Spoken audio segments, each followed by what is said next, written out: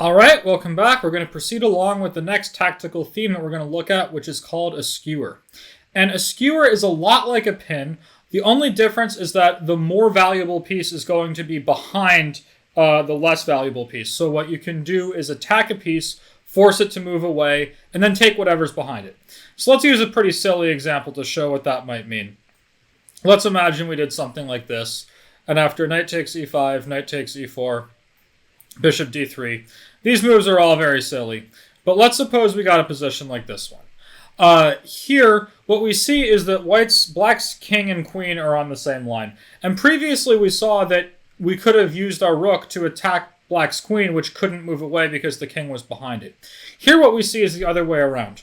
When we play rook to e1 check, what we can do is attack this king, and if it moves away, which here it has to because black has no other moves, he will lose his queen. And here white wins the game because he has taken 9 points worth of material for 5, which gives him a big material advantage and enough to win the game. This was a very silly example because black should not be moving his king forward so early in the game. But let's take a look at what a more realistic one might entail. So let's imagine that white tried to do the 4-move checkmate. Let's suppose he went queen f3, knight c6, and then bishop c4. We have seen this position before, where white is quickly threatening checkmate on f7, and we saw that if black plays d6, he will get checkmated because the queen attacks the king, who cannot move away, and it's defended by the bishop. We've seen this before. But let's suppose black plays better and goes for knight f6. Like I said, this is the best move, aiming to stop this queen from taking f7 by putting the knight in the way. In theory, this knight is now pinned to the f7 pawn, but there's nothing white can do to take advantage of that, as black will quickly get ready to castle, and when that happens, the f7 pawn will be protected. So let's say this game proceeds along normal channels. We're going to go knight e2, bishop c5, castle, and castle. Now what we see is this knight here is no longer pinned to the f7 pawn. It's happy to move away because f7 is defended. We go d3 and d6, and white goes, let's say, c3 here. Black has a skewer available to him in this position. So what I'd like you to do is pause your video and think to myself, how can I take one of white's pieces by attacking a big piece, forcing it to move away, and then taking a smaller piece behind it? So, if you want more time, this is your last time to keep your video paused. What you can do is play this lovely move, bishop g4. We see here, we are attacking white's queen. This bishop is immune from capture because the knight will take back. So if white were to take this bishop, black can take the queen, and here he has material up because he has taken a queen for a bishop. He's taken 9 points of material and only sacrificed 6. So we say, okay, fine. We can't take that bishop. And the queen is under attack. But where does the queen go? We quickly realize that it only has one square. It can't go here because the pawn will take her. Can't go here because the bishop will take her. And it can't go here because the queen or the pawn will take her. Can't go here because the other bishop on c5 will take her, so we can see that. And it can't go here because this bishop will take the queen. So the queen actually only has one safe square in this position, and that's g3. And regrettably for white, that means that this knight is going to remain undefended. Black can go and grab this knight. And this was a successful skewer. What black did was he attacked a piece, forced it to move away, and then took another piece behind it.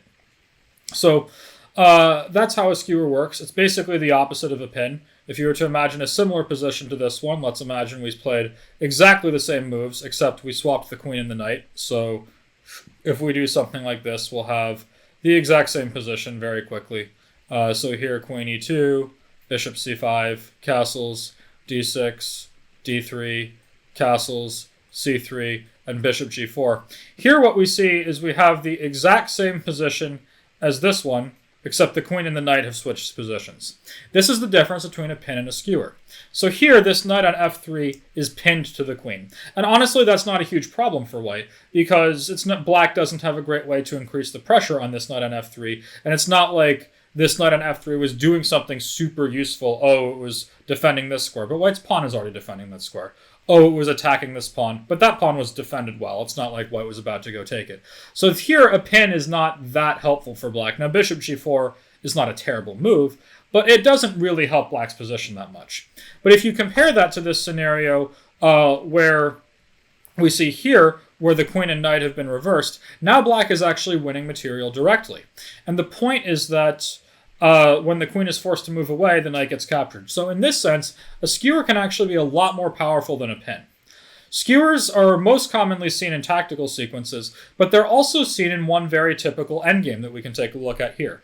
So if we were to set up an endgame towards the end of the game, a rook and pawn endgame specifically, if we clear the board and put a position like this one up, what we'll see is that white is going to have a hard time winning. So what's going on now is white would very much love to push this pawn all the way to the edge of the board and make a new queen. The problem is, how is he ever going to do that? Because if his rook is in the way, and if his rook ever moves out of the way, the pawn will become undefended and it will get taken.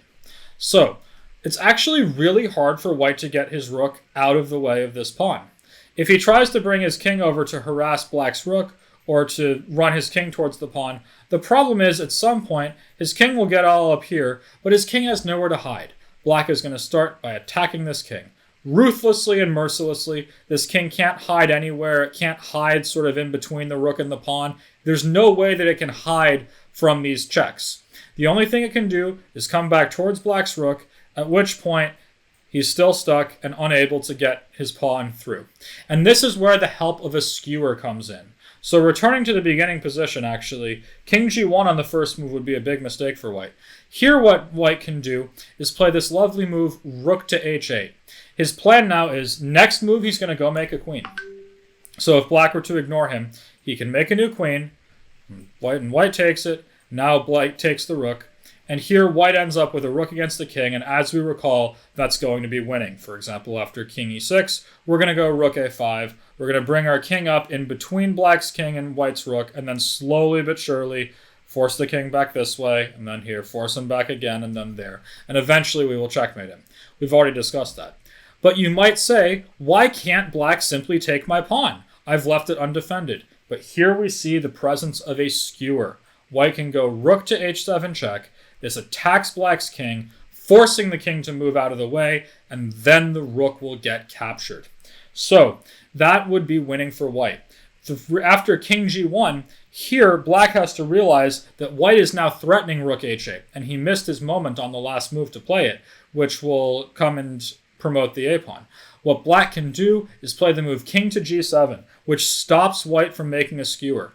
The only way white could skewer black here is if he could bring his rook all the way off the edge of the board to the I file and then back to like I7 like this. Of course that doesn't work because the board ends. So by placing his king closer to the corner, here black has stopped white from making a skewer that would cost him his passed pawn on a7. So we can see that skewers are relevant early in the game, in the middle game, and in the end game. In all phases, it's very important to know this concept that if you can attack a piece and force it to move away and then take a piece behind it, it's a very valuable tactical resource, and it's called a skewer. Thanks very much for watching, and I look forward to seeing you for the next section.